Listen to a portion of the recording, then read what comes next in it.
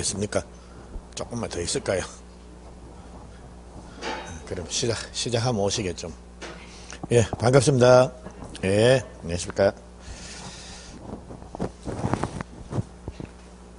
자, 오늘은 8페이지 한번 보십시오. 8페이지 보시면 3번에 물권적 청구권 해서 이렇게 나옵니다. 그리고 여기서부터 좀 설명을 드리는데, 자, 우리 지난 시간에 한 내용들 조금 볼까요? 복습 좀 하면서 갈게요.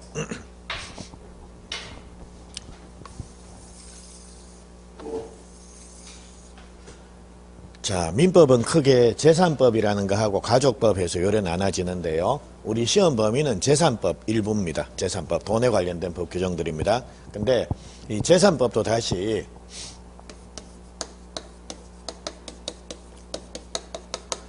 물권법이니 혹은 채권법이니 요렇게 나눠진다라는 겁니다. 근데 자, 우리 채권법이라는 거 요거는 전부 다 시험 범위가 아니라 우리 민법은 채권이 발생되는 원인은 4가지로 딱 정합니다. 채권이라고 하는 거는 요렇게 하면 생겨요 해서 계약을 통해서 채권이 생긴다, 혹은 사무관리라는 걸 통해서 채권이 생긴다, 혹은 부당이득이라는 걸 통해서 채권이 생기기도 한다, 혹은 불법행위라는 걸 통해서 채권이 생긴다 해서 요렇게 딱 정하고 있다라는 겁니다. 근데 이게 다 시험 범위가 아니라 요 중에 계약법 요거 일부입니다. 그러니까 우리 민법에서는 많이 쓰이는 계약의 종류를 15개를 이렇게 쭉 정하고 있는데요. 요 중에 우리 시험 범위는 3개만 들어갑니다. 그게 매매 계약이고, 교환 계약이고, 임대차 계약이고, 요건데, 근데 뭐 사무관리니 부당이득이니 불법행위니 하는 거, 이거는 우리 시험 범위가 아닙니다. 근데 하나 유의를 하셔야 될 거는, 왜 우리 항상 무효가 나오면 계약이 무효가 됐다, 그러면 서로 이행할 필요 없다. 근데 뭐 계약금이고 이렇게 줘놨는데 계약이 무효가 돼 버렸다라는 겁니다. 그럼 어떻게 해결을 하는 겁니까?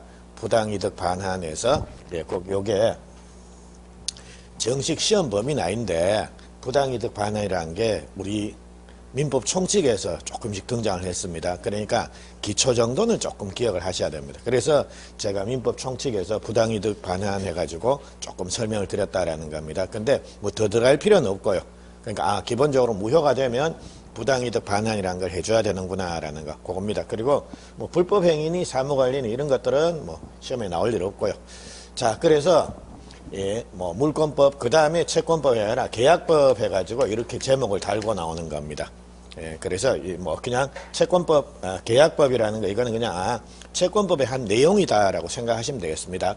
자, 그러면 자, 물권과 채권의 공통분모인 권리라는 거, 자, 요거를 우리가 민법 총칙에서 설명을 드렸습니다. 근데 요 권리라는 것도, 자, 태어나면 가만히 있는 게 아니라 권리도 태어나고 죽고 하더라는 겁니다. 즉 권리가 발생되기도 하고 소멸되기도 하더라. 그거를 우리가 이렇게 권리 변동이다라고 요래 부릅니다. 그러면 권리가 태어나고 죽고, 즉 생기고 없어지고 하는 원인이 뭐냐라는 겁니다. 그래서 권리가 발생되는 원인이 뭐냐. 그래서 그거는 크게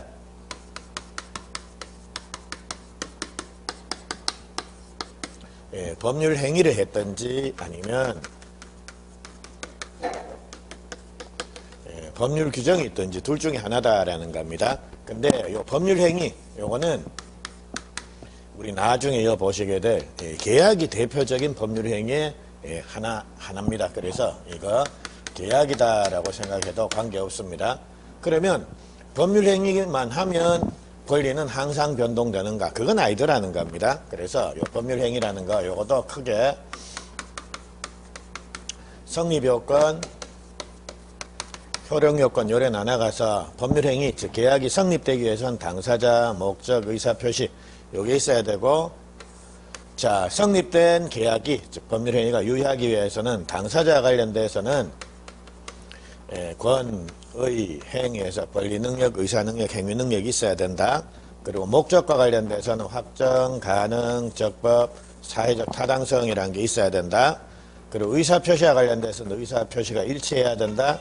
의사표시 하자가 없어야 된다라는 겁니다. 그래서 이렇게 9개가 다 갖춰지면 비로소 법률행위는 유효가 되고, 법률행위가 유효가 되면 이제 거기에 따라서 뭡니까? 권리가 변동되더라는 겁니다. 근데 자,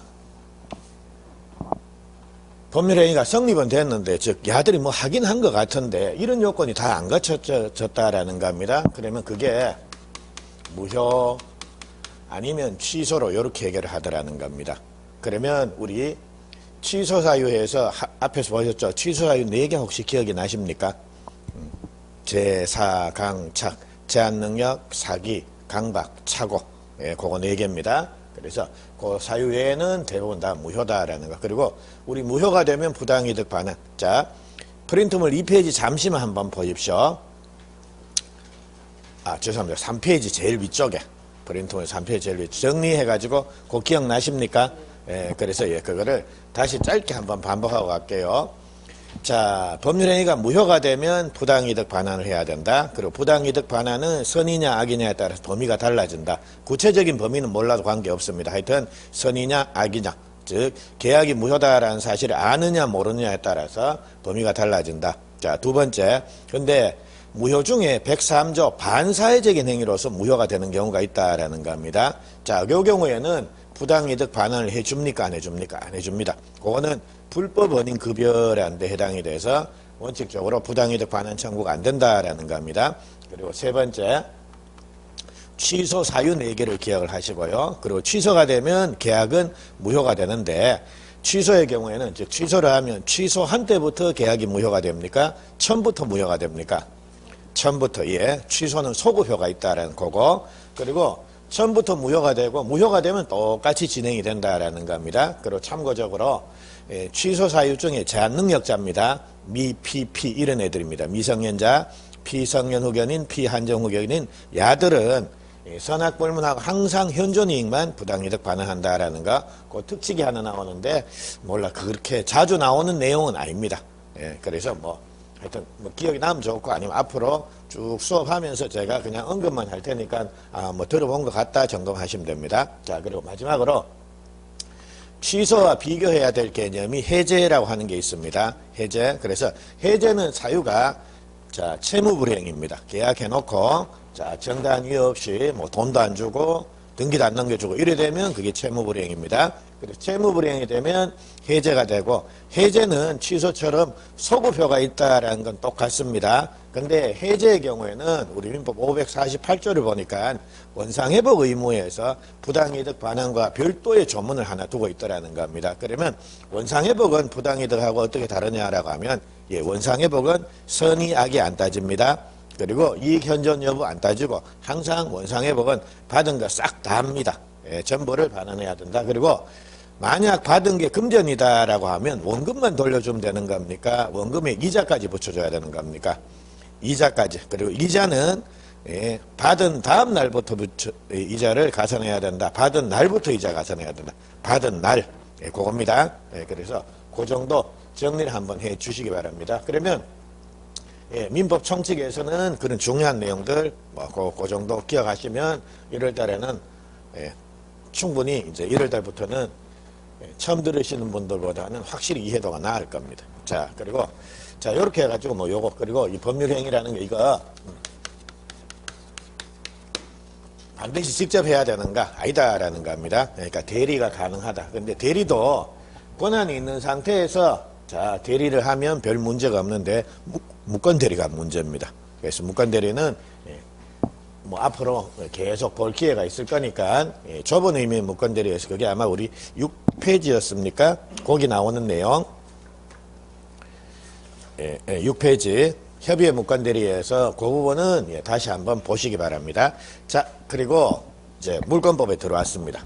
그래서 물권법은 자, 물권에 관한 법 규정들을 물권법이라고 부르는데요. 그럼 물권이 뭐냐라는 겁니다. 그래서 물권은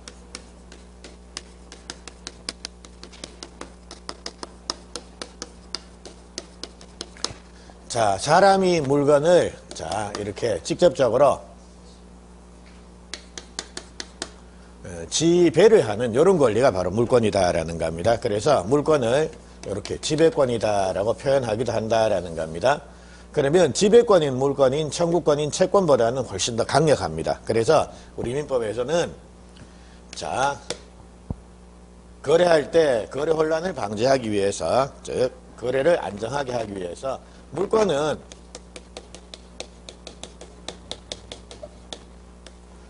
자 요런 게 물건이에요 해서 법으로 딱 8개를 정해놓고 있다라는 겁니다. 그리고 걔들 빼놓고 나면 나머지는 대부분 뭡니까? 채권이다라고 보셔도 큰 문제 없다라는 겁니다. 그래서 강력한 물건은 법으로 딱 자 종류와 내용을 딱 정해놓고 있습니다. 그래서 그게 8개인데 그 8개를 하나씩 보실 겁니다. 일단 자 점유권부터 시작해서 점유권, 소유권, 그리고 용익물권 3개가 나옵니다. 지상권, 지역권, 전세권, 담보물권이 3개가 나옵니다. 유치권, 질권, 저당권에서 요래 8개인데 하나씩 보시는데 일단 점유권은 기억나는 사람이 1명 정도는 있어야 됩니다. 그렇죠. 도둑. 그래서 점유권은 물건을 사실상 지배만 하고 있으면 인정이 되는 물건이 바로 점유권이라는 겁니다. 그래서 도둑도 점유권 인정이 된다. 다만 도둑은 물건 훔쳐가봤자 도둑은 도둑일 뿐입니다. 그 물건 주인 안 되는 겁니다. 그래서 도둑은 물건을 자 정당하게 지배할 수 있는 본권은 없다라는 겁니다. 그러면 점유권 빼놓고 나머지가 전부 본권인데 본권의 대표 선수가 소유권. 그리고 자 소유자는 물건을 자유롭게 사용, 수익, 처분 다 할 수 있습니다. 근데 소유자 아닌 사람이 남의 물건에 어떤 권리를 가지는 경우가 있다라는 것. 그게 제한물건입니다. 그래서 제한물건은 다시 용익물건 3개, 지전, 지상권, 지역권, 전세권, 담보물건 3개, 유치권, 질권, 저당권의 고래 3개입니다. 그것들은 앞으로 차차 보시도록 할 겁니다. 그래서 자 제가 이제 곧 조금 있다가 소유권부터 소유권에서는 이런 내용이 좀 중요합니다 해서 한 2개 주제 정도를 좀 소개를 하고 갈게요. 자 그리고 그 전에 자 그거 좀 이따 말씀드리고 그리고 이번에는 자 물권의 대상입니다. 그러니까 물권이라고 하는 것은 사람이 물건을 지배하는 권리다라는 겁니다. 근데 요 물건과 관련돼서 자 모든 물건에 그러니까 물건이 항상 인정되는 건 아니더라는 겁니다. 그래서 요거 물건과 관련돼서 한 개의 독립된 물건에 하나의 물건이 인정이 된다라는 요 원칙, 요거를 일물일권주의라고 요래 부른다라는 겁니다. 그래서 예를 들자면 집 한 채 하나의 물건에는 소유권이 몇 개가 인정이 된다라는 겁니까? 하나. 그게 일물일권주의입니다. 근데 일물일권주의는 원칙이 중요한 게 아니라 예외입니다. 시험에도 예외만 나온다라는 겁니다. 그러니까 원칙은 당연한 얘기고, 그러니까 예외가 나오는 겁니다. 그래서 예외가 어떤 게 있냐라고 하면, 자, 물건 일부 위에도 성립될 수 있는 권리가 있더라는 겁니다. 그게 바로 용익물권, 지상권, 지역권, 전세권 같은 거, 이런 것들은 부동산 일부 위에도 성립이 되더라. 그리고 물건의 구성 부분에 불과한 나무입니다. 수목이나 미분리 과실 이런 것들은 원래 독립한 물건이 아니니까요. 따로 권리가 성립되지는 않는다라는 겁니다. 다만 얘들도 일정한 방법을 갖추면 자 독립한 물건으로 만들 수가 있다라는 겁니다. 그 방법입니다. 이런 것들 됐죠? 그러니까 명인 방법이라든지 임목등기라든지 요게 있으면 야들도 독립한 물건이 되는 겁니다. 근데 그거하고 조금 구별하셔야 될 게 농작물입니다. 농작물의 경우에는 명인 방법을 갖춰야지만 토지하고 독립한 물건이 되는 겁니까? 농작물은 명인 방법도 필요 없고 항상 독립한 물건으로 취급이 되는 겁니까? 항상. 농작물은 토지의 구성 부분 일부가 아닙니다. 항상 독립한 물건이다. 그래서 농작물은 항상 경작자가 가져간다라는 그런 내용들 말씀을 드렸습니다. 자, 그것까지 해놓고 자, 또 이제 물권법과 관련돼서 이제 개별적인 뭐 점유권, 소유권 들어가기 전에 공통적인 내용들을 조금만 더 설명을 드리는데요. 자, 항상 우리 시험에 자주 나오는 내용이 하나가 있는데 그게 바로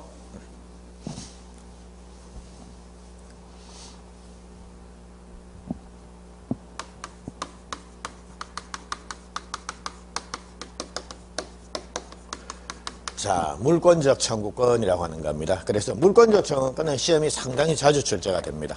뭐 내용이 어렵고 이런 건 아닙니다. 근데 물권적 청구권은 요거와 관련돼서 판례들이 굉장히 많습니다. 그러니까 양 자체, 내용 자체가 풍부하니까요. 시험 내기가 좋습니다. 이것도 냈다가 저것도 냈다가. 그래서 물권적 청구권 요거 보시는데 일단 물권적 청구권은 개념 한번 보고 갈게요. 자, 예를 들자면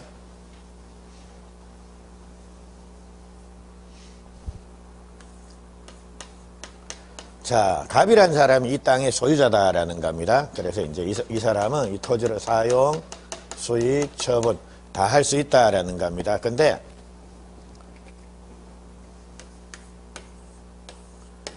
자, 갑의 토지 위에 을이란 사람이 이렇게 건물을 하나 가지고 있다라는 겁니다. 그래서 남의 토지 위에 이렇게 건물을 가지고 있으면 잘못하면 뭡니까? 갑이란 애가 야, 내 허락도 없이 왜 남의 땅 위에 이거 건물 지어놨냐?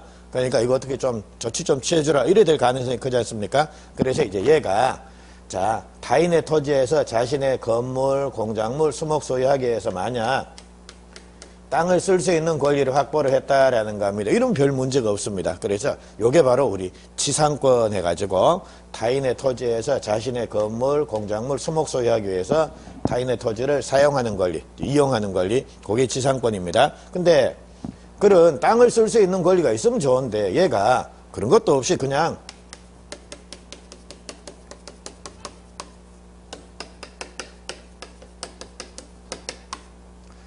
무단건축, 즉 불법건축을 해버렸다라는 겁니다. 그럼 갑의 토지 소유권 행사가 방해를 받을 거 아닙니까? 즉 얘는 이 토지를 자유롭게 사용, 수익, 처분할 수가 있을 텐데 자, 자기 땅에 이게 자기 허락도 없이 뭔가 하나 떡 있음으로 인해서 사용, 수익, 처분이 방해를 받는다라는 겁니다. 이런 경우에 자, 토지 소유자가 얘를 상대로 해서 뭡니까? 뭔가 일정한 행동을 할 수가 있어야 된다라는 겁니다. 그게 바로 물권적 청구권이라는 겁니다. 즉 물권자가 자신의 물건을 침해하거나 침해할 염려가 있는 자에 대해서 자 그렇게 하지 마세요. 즉 방해 배제니 방해 예방이니 이런 식으로 요구할 수 있는 이런 권리. 즉 물권자가 자신의 물건을 침해하는 자한테 대해서 그런 행위 하지 말아주세요 라고 요구할 수가 있다라는 겁니다. 그게 바로 물권적 청구권이라고 하는 겁니다. 됐죠? 그래서 이제 예를 들자면 야가 소유자다라고 하면 소유자가 자신의 물건을 침해하는 이런 자들 있지 않습니까? 얘를 상대로 해서 일정한 행동들, 요렇게 좀 해주세요. 요래 해주세요. 요거 할 수 있는 그런 권리가 바로 물권적 청구권입니다. 자, 그리고 물권적 청구권은 일단, 종류가 3개가 나오는데요. 그게 물권적인 반환 청구권이라는 게 있고, 물권적인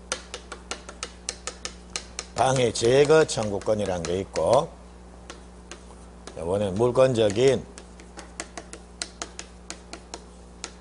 방해 예방 청구권에서 요래 3종류가 있습니다. 근데 물권적인 반환, 물권적인 방해 제거, 불권적인 방해 예방 아유 말이 너무 길죠? 그래서 이거 물권적 이런 말은 빼기도 합니다.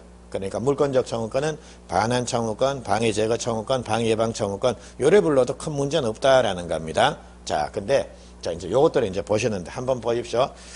예를 들자면 요거 한번 봅니다. 갑이,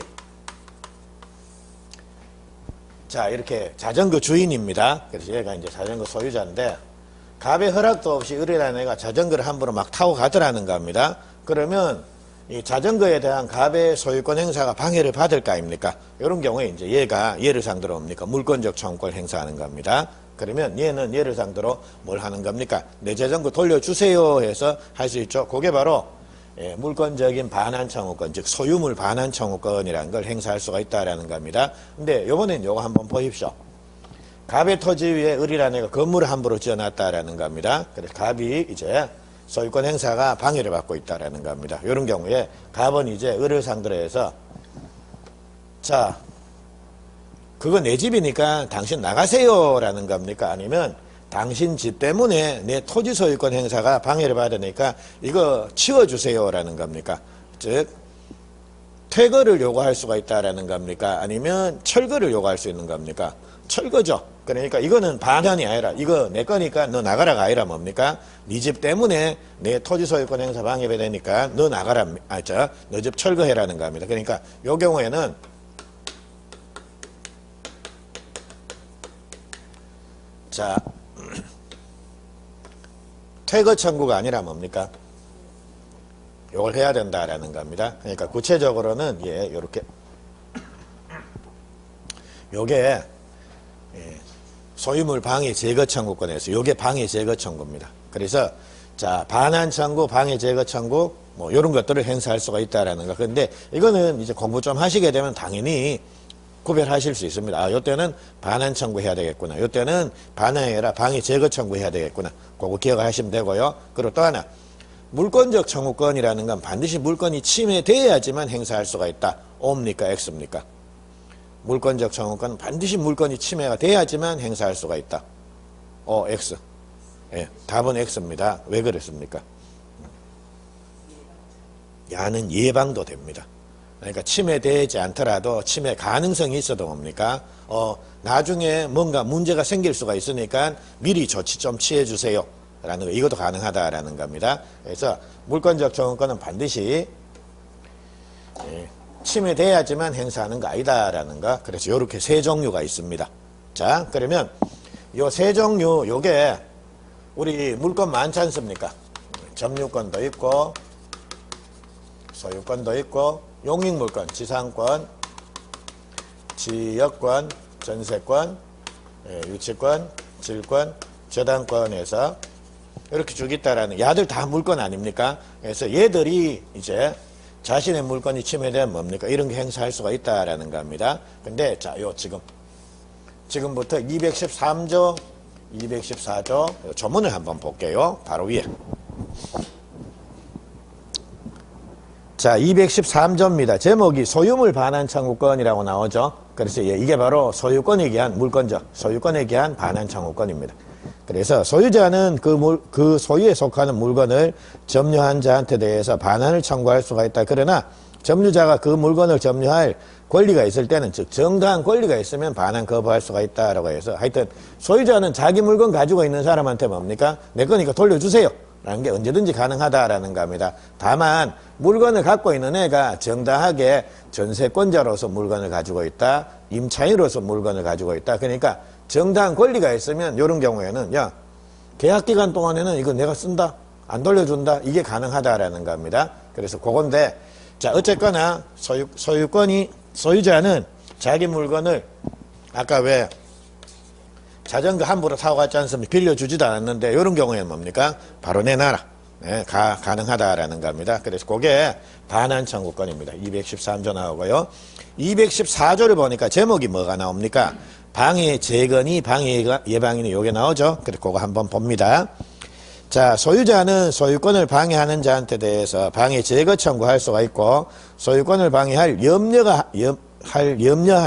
있는 행위를 하는 자한테 대해서는 예방이나 손해배상의 담보를 청구할 수가 있다라고 요래되어 있죠. 그러니까 지금 물권적 청구권은 반드시 방해 상태가 현실화가 돼야지만 행사하는 건 아니다라는 겁니다. 예방도 가능하다라는 겁니다. 됐죠? 그래서 이제 자, 213조, 214조를 보니까 이제 소유권에 기한 물권적 청구권 행사하더라는 겁니다. 자, 근데 지상권, 지역권, 전세권, 유치권, 질권, 저당권 이런 애들도 다 물권 아닙니까? 그러니까 이런 권리들도 침해될 수 있지 않습니까? 그래서 이런 경우에 야들은 그러면 물권적 청구권을 어떻게 규정을 두고 있느냐라는 겁니다. 근데 밑에 보니까 290조 제목이 뭡니까? 준용 규정. 그리고 301조 제목이 뭐로 나옵니까? 준용 규정. 네, 319조, 370조 준용 규정에서 요래 나오죠. 그래서 우리 290조 한번 가보십시오. 준용 규정에서 213조, 214조, 216조 내지 244조 규정은 지상권자 간 또는 지상권자와 인접한 토지라는 말을 인지라고 이웃 인자를 써가지고요. 인접하는 토지 소유자를 인지 소유자라고 요래 부르고 있습니다. 그러니까 인접하는 토지 소유자 간에 이를 준용한다라고 요래 되어 있고요. 301조도 보니까 뭡니까? 214조 규정은 지역권이 준용한다. 이런 식으로 준용한다 요래 나오죠. 자, 그럼 제일 밑에 준용이 뭔지를 한번 보자라는 겁니다. 준용이 뭔지. 그래, 준용이란 어떤 사항을 규율하기 위해서 만들어진 법규를 그것과 유사한 사항에 대해서 적용시키는 일, 이거를 준용이라고 요래 부릅니다. 그러니까 비슷한 내용이 나오면 뭡니까? 준용한다라는 이런 표현을 씁니다. 그래서 뒤쪽입니다. 같은 종류의 규정을 되풀이하는 번잡을 피하기 위한 입법 기술의 하나다라고 되어 있는데, 아이고 말이 어려운데 이건 이겁니다. 자, 소유권에서 213조, 214조 해가지고 이렇게 물권적 청구권 규정을 두고 있더라는 겁니다. 근데 자, 지상권에도 지상권도 침해될 수 있지 않습니까? 그러니까 야도 지상물 반환 청구권, 방해 제거 청구권, 방해 예방 청구권 해서 이렇게 규정을 둬야 된다라는 겁니다. 근데 지금이야 똑같은 내용이 있다라고 하면 뭡니까? 복사 붙여넣기. 이거 하면 쉽지 않습니까? 근데 컴퓨터 나오기 전에 옛날에는 사람들이 법전을 만들 때 그거 복사 붙여넣기 이래 했겠습니까? 아니면 일일이 썼겠습니까? 썼을 거 아닙니까? 그러니까 똑같은 내용이 계속 반복이 되니까 팔 너무 아프더라는 겁니다. 그러니까 뭡니까? 아이고. 자, 여기서 지상권 요소는 213조, 214조 요 준용한다라고 하면 뭡니까? 여기에도 요거 똑같이 적용해 쓰겠다라는 겁니다. 그럼 편하지 않습니까? 글 두 번 안 써도 되니까. 예. 그래서 고래 만든 규정이 바로 준용 규정에서 요래 표현한다라는 겁니다. 근데 실제로 준용 규정은 앞에 요거하고 똑같아요라는 요 말인데요. 근데 자, 나중에 문제 풀다 보면 느껴지시겠지만 준용 규정 몇 조 이렇게 나오지 않습니까? 이거 찾아보시겠습니까? 안 찾아보십니까? 안 찾아봅니다. 물론 저도 옛날에 공부할 때 안 찾아봤고요. 근데 이게 뭐지 해가지고 처음 보는 게 나온다라는 겁니다. 그래서 그거를 이렇게 해설을 읽어보면 요 조문은 요걸 준용하기 때문에 준용 찾아 들어가 보면 이 조문이 여기도 적용이 되네. 그런 경우가 한 번씩 생깁니다. 그래서 나중에 그거는 우리 문제 풀면서 이거 준용 규정 해가지고 그런 구체적으로 시험에 나온 내용들을 조금 설명을 드릴게요. 그래서 하여튼 준용이라고 하는 것은 사람들이 좀 편하려고 두 번, 세 번 반복하니까 팔도 아프고 귀찮더라는 겁니다. 그러니까 자, 여기에도 요 점은 똑같이 써요라는 그 말이 뭡니까? 준용한다라고 이렇게 표현하고 있습니다. 자, 그런데 우리 290조를 보니까 213조, 214조, 216조 내지 244조 이래 나옵니다. 근데 밑에 301조를 보니까 조문이 214조는 준용한다라고 이래 돼 있죠. 그리고 다시 319조를 보니까 213조, 214조, 216조 내지 244조 해가지고 준용한다 돼 있고요. 370조 보니까 요거는 또 다시 뭡니까? 214조 준용한다라고 이래 돼 있죠. 213조가 싹 빠져버렸습니다. 그러면 213조가 뭡니까? 반환 청구권입니다. 그러니까 우리 301조 보니까 지역권에는 반환 청구 안 되고 뭡니까? 방해 제거, 방해 예방만 인정이 되는 겁니다. 그리고 370조 보니까 그것도 뭡니까? 반환 청구 안 되고 방해 제거, 방해 예방, 저당권은 고려만 되더라는 겁니다. 그래서 자, 눈으로 확인하셨죠? 자, 그러면 이제 여기. 자, 종류 가가지고 반환 청구권 옆에다가 씁니다. 반환 청구가 안 되는 거가 두 개가 나오더라는 겁니다. 직접 쓰십시오. 뭡니까? 지역권, 저당권. 이거는 301조, 307조, 370조를 보니까 이거는 214조는 준용합니다라고 해서 이거는 적용을 시키는데 이거는 조문이 없더라는 겁니다. 준용을 안 하더라는 겁니다. 그래서 옆에다 요래 써놓으십시오. 요게 지문 한 개로 가끔씩 출제가 됩니다. 그러니까 반환 청구 안 되고 방해 제거, 방해 예방만 인정되는 규정도 있다라는 겁니다. 그래 해놓고요. 자, 그럼 왜 안 되는지를 한번 보시죠.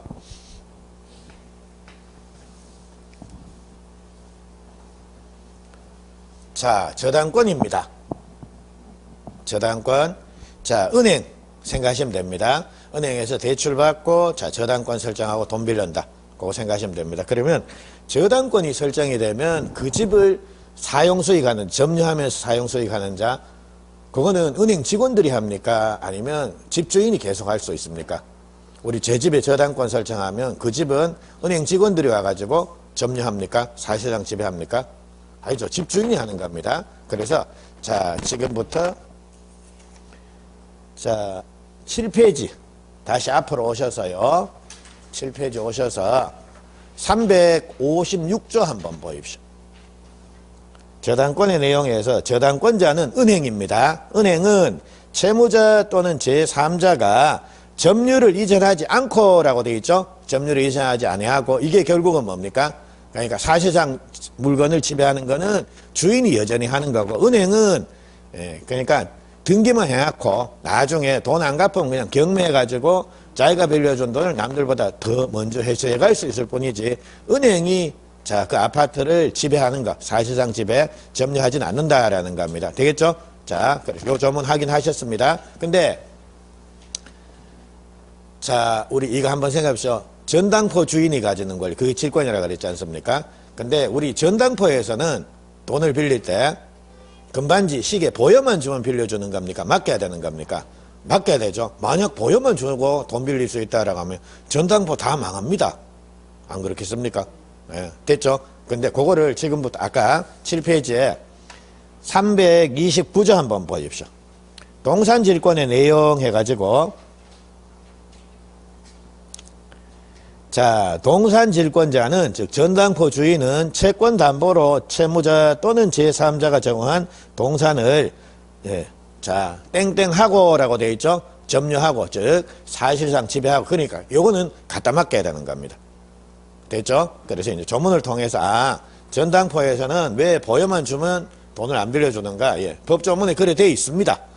그리고, 자, 내 집에 저당권 설정하면 은행 직원들이 내 집에 사는가? 그거 아니다라는 겁니다. 예, 그래서 점유 이전하지 아니하고라고 요리되어 있습니다. 자, 그거 이제 확인했으니까. 자, 여기로 오십시오. 자, 요거는 이해만 요리하시면 됩니다. 자, 갑이란 사람이 이 부동산의 소유자다라는 겁니다. 그런데 갑토지 위에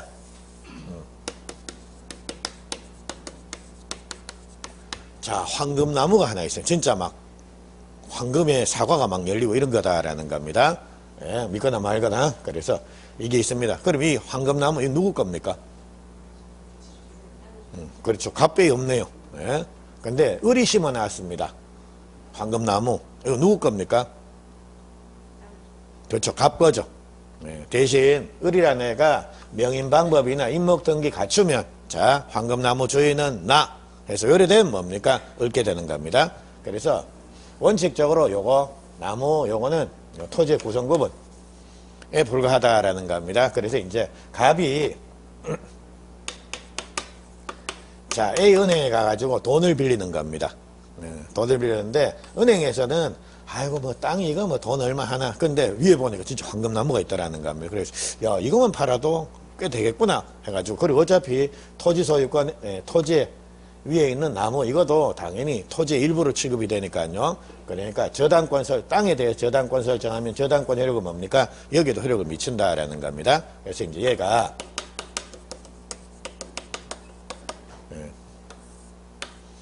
돈을 한 5억을 빌려주고, 자, 여기 저당권 하나 설정을 했다라는 겁니다. 자, 근데 이제 B라는 애가 자, 여기 옵니다. 여기 와갖고 자, 도끼 갖고 이제 이 나무를 탁탁 친다라는 겁니다. 그러면 이제 갑은 이제 나무 패내버리면 이제 황금사가 안 열릴 거 아닙니까? 그러니까 갑이라는 애는 자, 지금 B라는 애가 도끼 들고 이거 딱 치려고 하면, 아이고.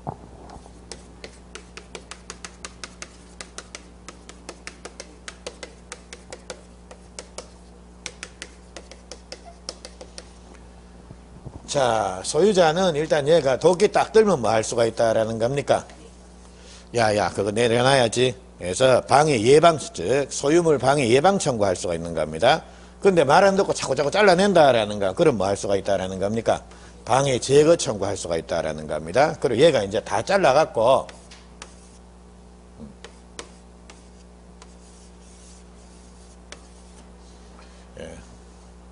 자, 그림이 초등학생보다 못한 건 하여튼 차라 치고 트럭이라 치고, 예, 그래서 싣고 가더라는 겁니다. 그럼 얘는 뭐 할 수가 있다라는 겁니까? 반환 청구, 내 물건 내놔라, 예, 할 수가 있다라는 겁니다. 즉 물권적 청구권을 행사할 수가 있는데, 얘가 지금 자, 해외에 나가 있습니다. 그래서 자기 땅에 뭔 일이 벌어지고 있는지를 모른다라는 겁니다. 근데 이제 비라 내가 도끼 들고 왔다라는 겁니다. 근데 이거를 지금 저당권자가 본 겁니다. 그러면 이제 이 나무가 딱 잘려지면 담보 가치가 막 떨어질 거 아닙니까? 그러니까 야가 저당권 침해 되겠네 해가지고 야도 물권적 청구권 행사할 수 있습니까? 없습니까? 있다라는 겁니다. 그래서 얘가 도끼 들면 이 사람도 뭐 할 수가 있다라는 겁니까? 저당권에 의해서 방해 예방 청구, 그리고 자르면 뭡니까? 방해 제거 청구.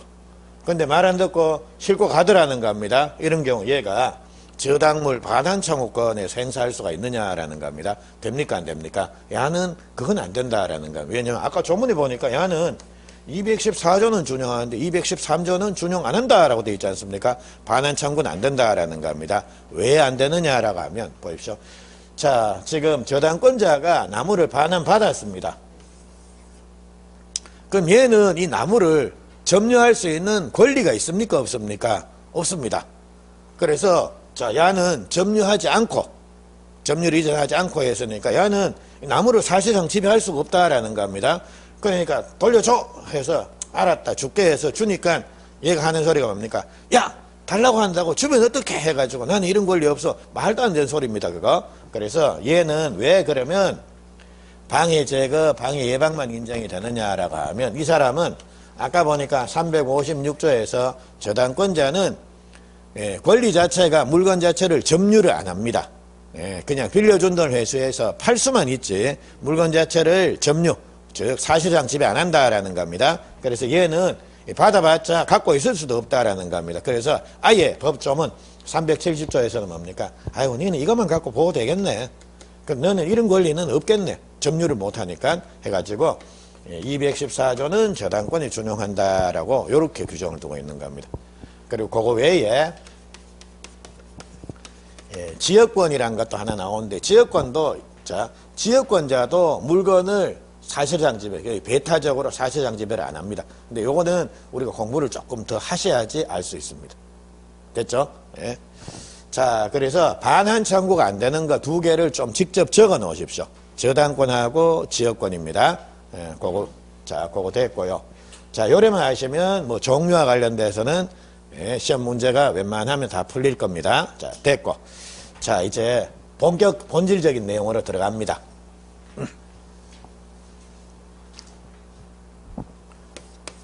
자, 이제는 그러면 이제 뭐 물권적 청구권이 뭐다, 그리고 종류는 어떤 게 있다, 이거 봤다라는 겁니다. 그럼 구체적으로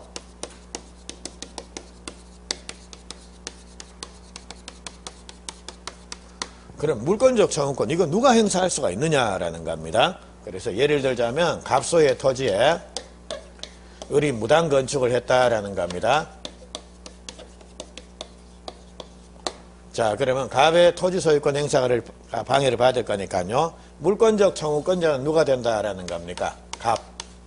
그리고 요 갑의 물권적 청구권의 상대방은 누가 되는 겁니까?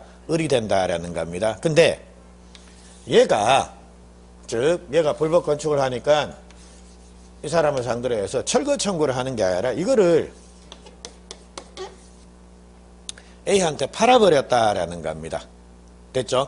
네, 그래서 이제 땅 주인이 바뀐 겁니다. 이 경우에 물권적 청구권은 누가 행사를 해야 되느냐라는 겁니다. 자, 그냥 갑이 해야 되느냐, A 해야 되느냐, 갑 또는 A. 자, 누구든지 할 수가 있는 이 문제입니다. 그래서 이제 요게 이제 물권적 청구권자의 문제인데, 자, 일단 우리 9페이지 한번 가보십시오. 9페이지에 제일 위에 양괄로 2번에서 물권적 청구권자 해서 요래 나옵니다. 뒤에 보니까 자, 누굽니까? 현재의 물권자입니다. 현재 물권자가 물권적 청구권 행사하는 겁니다.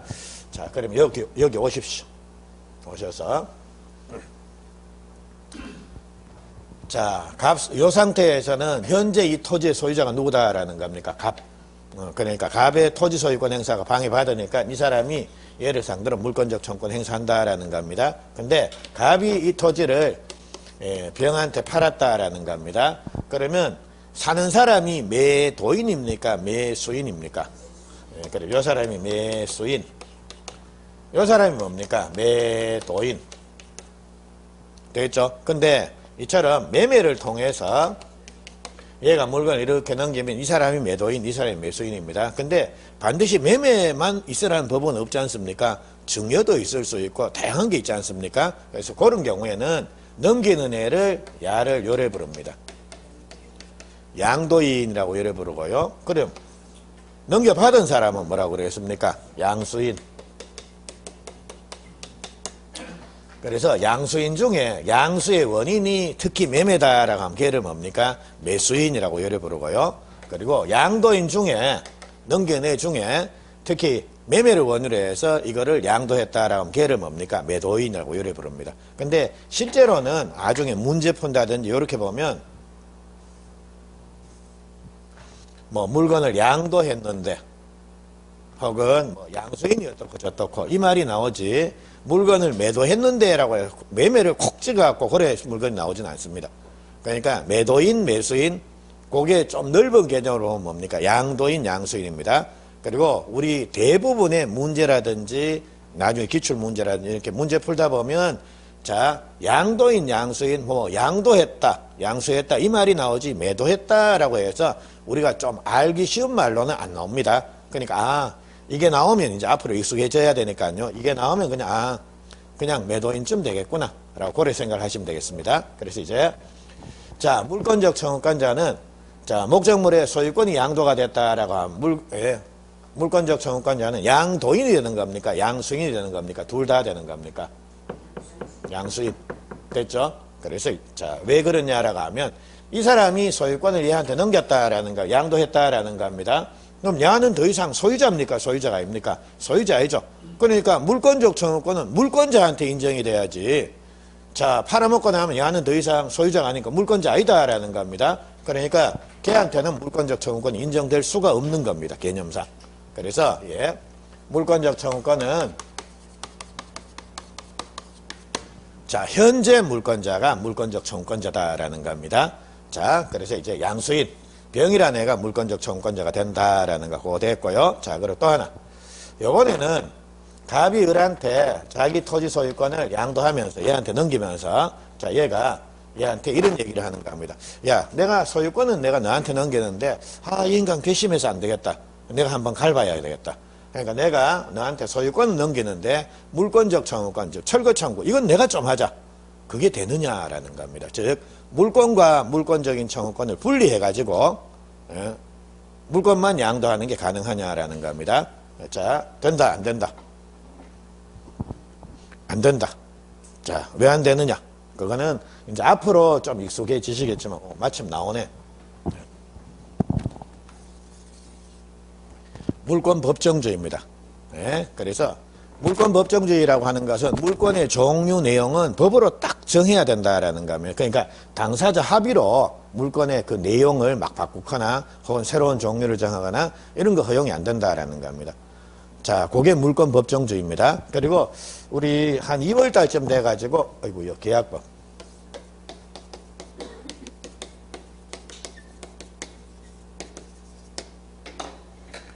계약법을 보시게 되면 계약법은 뭡니까? 계약 자유 원칙이라는 게 나옵니다. 계약은 뭡니까? 네 맘대로 해라. 네 맘대로 해라. 그러니까 근데 우리 법의 위반만 안 되면 된다라는 겁니다. 그러니까 네 하고 싶은 대로 뭐 다 해라. 그게 계약법입니다. 그러니까 계약법은 상당히 유연합니다. 근데 물권법은 자유입니까? 자유 없어. 법으로 정하는 거 요래만 해. 안 그러면 전부 무효. 이래 되는 겁니다. 그래서 예, 물권은 법정주의인데 계약은 자유주의입니다. 그래서 물권은 그러니까 이건 꼼꼼하게 봐야 됩니다. 그리고 계약은 계약 자유 원칙이니까요. 자유주의니까 이건 뭡니까? 그냥 뭐 내 생각하는 게 답이네 해도 큰 문제 없습니다. 근데 이거는 여러분들 내 생각하는 게 답이 아니라 뭡니까? 외워야 됩니다. 법조문을. 네, 법정주의니까 방법 없습니다. 그걸 몰라. 여러분들이 자 법률 그러니까 사고 자체가 법률적이다라고 하면 크게 외울 필요 없겠는데요. 자. 근데 물권은 그래서 그런지 양도 많고 외울 것도 정말 많습니다. 하여튼 물권 나올 때마다 귀찮더라도 하여튼 자꾸 그러니까 의도적으로 외운다라고 생각을 하십시오. 자, 그래서 요거 얘한테 대해서 물권하고 물권적 청구권 분리해가지고 물권적 청구권 내가 행사하고 소유권은 내가 니한테 넘기고 그것도 안 된다라는 겁니다. 됐죠? 법정주의 위원이 되는 겁니다. 그러면 그거 한번 갑니다. 자, 9페이지 한번 보십시오. 양괄로 2번에 물권적 청구권자에서 현재 물권자가 물권적 청구권자입니다. 그래서 동그라미 1번 보십시오. 갑이 토지를 병한테 매도한 경우에 물권적 청구권자는 누가 되는 겁니까? 예, 직접 쓰십시오, 거기. 예. 자, 쉬는 시간에 검사할 겁니다. 갑 이래서 넣으면 안 됩니다. 병입니다, 병. 그리고 2번 갑니다. 물권과 물권적 청구권을 분리해서 양도하지 못한다. 따라서 소유권을 상실한 전 소유자, 즉 갑은 소유권에 기한 물권적 청구권을 행사할 수가 없다라고 되는 거 되겠죠? 그래서 예, 왜냐하면 갑은 더 이상 물권자가 아니니까요. 자, 그거 됐고요. 자, 요번에는 자, 물권적 청구권의 상대방을 한번 보자라는 겁니다.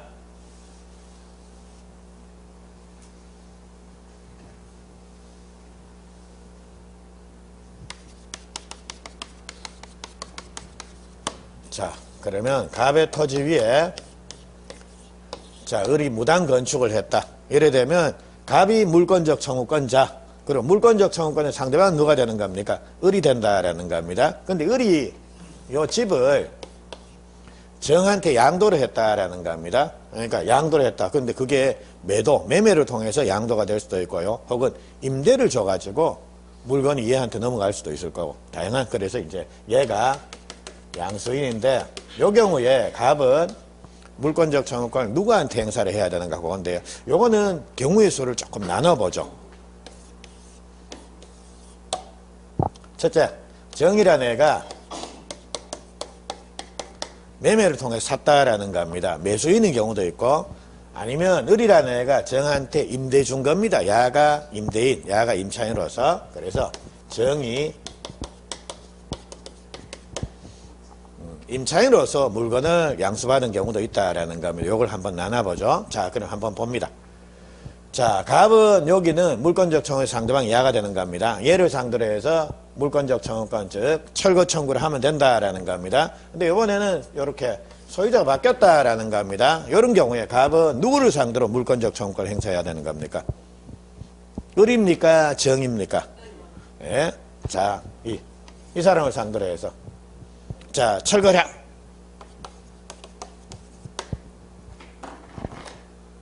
할 수가 있느냐라는 겁니다.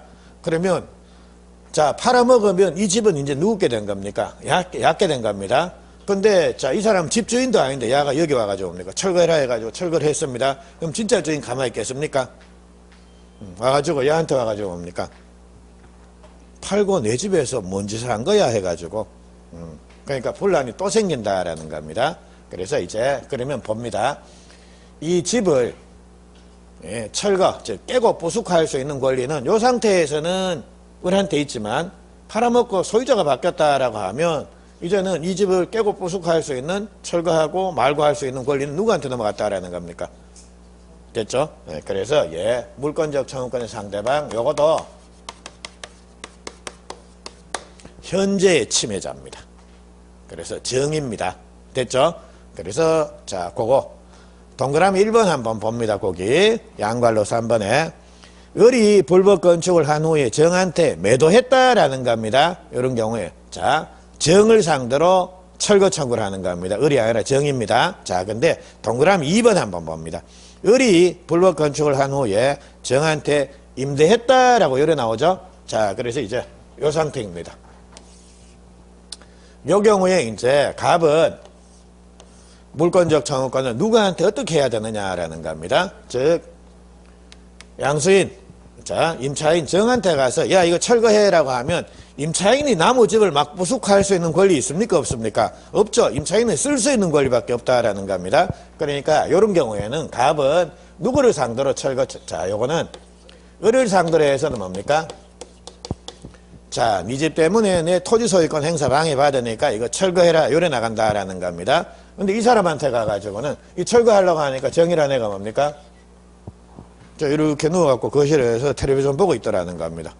그럼 그거 철거하게 되면 어떻게 되겠습니까?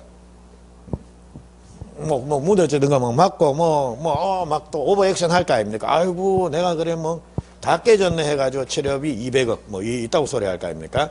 그러니까 이런 경우에 갑은 자, 니 때문에 이 집을 철거를 못 하겠다. 그러니까 너 좀 나가라.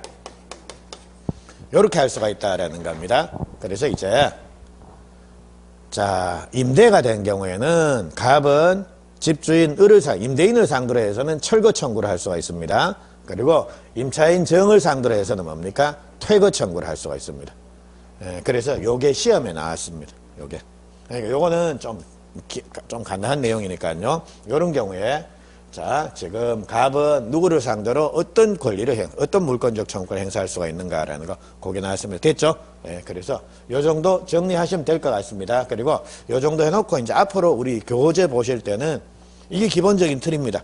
그러니까 여기에서 필요한 내용들 추가적인 판례 한두 개씩 그렇게 살만 붙이는 겁니다. 그리고 자, 솔직히 물권적 청구권은 요것만 갖고도 그러니까 기출 문제가 대부분 사례 문제로 나오거든요. 요것만 갖고도 문제가 대충 풀립니다. 됐죠? 자, 여기까지 가시면 됐고요. 자, 우리 4번에 여기까지만 설명을 드리고 조금 쉴게요. 4번에 부동산 물권 변동에서 자, 186조, 187조가 나오는데 자, 요게 물권법의 기초입니다. 근데 이거 자체가 시험에 나온다라는 말은 아니고요. 엄청 중요한데 워낙 중요하기 때문에 이거 자체가 크게 187조는 뭐 그냥 그대로 출제가 되는 경우가 많은데요. 186조는 자, 요거는 뭐 크게 그냥 나오진 않습니다. 그러면 요거 한번 볼게요. 자, 우리.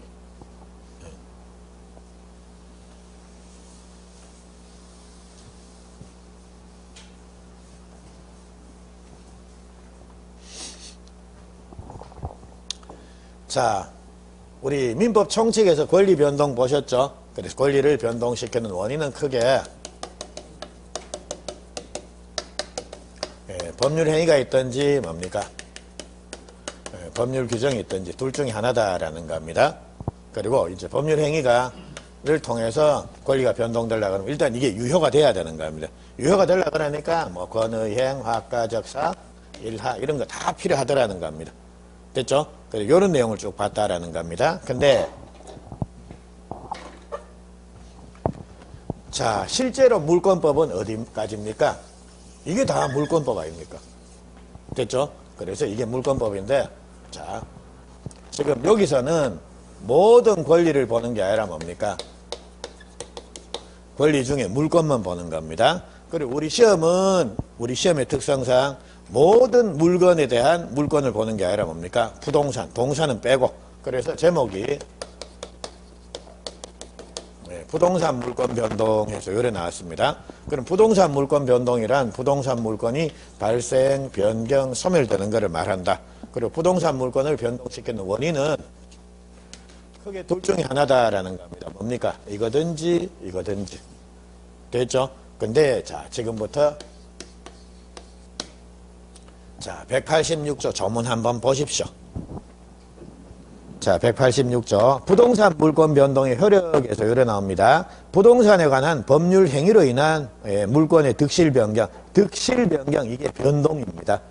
변동은 땡땡 해야지 효력이 생긴다라고 되어 있습니다.